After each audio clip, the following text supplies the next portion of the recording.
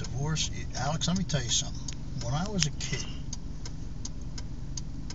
not as old as you were, but I was a kid, 7, 8 years old. I never heard of the word divorce. I never heard of it. Where we grew up, everybody Catholic. All the people that we knew was married for many years. A lot of Italians, Irish, Germans. Do you know how divorce was began? No other than Moses. He led the people out of Egypt. He's the one that went to the Pharaoh and said, "Let my people go," because they were slaves to the Egyptians. They were nothing but slaves to the Egyptians. And that's when God told Moses, he says, "I want you to go to Egypt, and I want you to bring my people out of there and take them into the Promised Land." So when Moses did go to Pharaoh, and he told him, he said, let my people go. And Pharaoh says, "No way."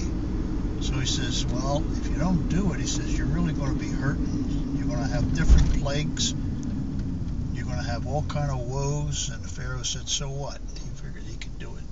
The last straw, the last punishment inflicted on them was that all their firstborn children died. Just died. God just said, "All your firstborn children will die, including your cattle."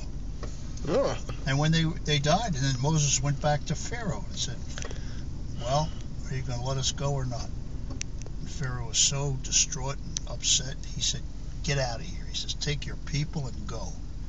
So Moses rounded up all the people, all the Jews that were slaves, and he said, "Okay, we're going to hit the desert, and we're going to go to the Promised Land." And while they were walking, it took them 40 years to leave Egypt to get to Canaan, to the Promised Land. They wandered around in the desert, and the reason why they did is because as soon as they were freed, they became disoriented. They disobeyed what Moses told them they should do, and they were getting careless and reckless and all. And that's the reason why divorce began.